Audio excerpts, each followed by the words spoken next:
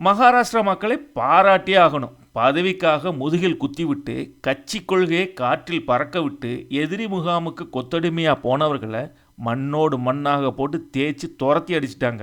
मैं मेरी शिवसेना की कांग्रेस नहीं होना दूंगा, नहीं, कभी नहीं.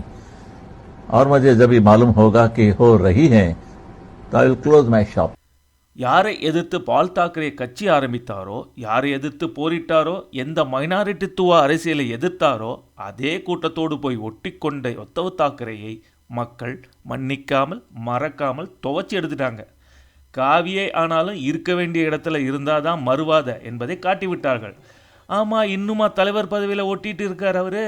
பேசாமல் ஷிண்டேவை தலைவராக்கி சேனையை ஒன்னாக்கிடுங்க தாக்கரே, அட்லீஸ்ட் பிராயச்சித்தம் செஞ்ச பலனாவது கிடைக்கும்.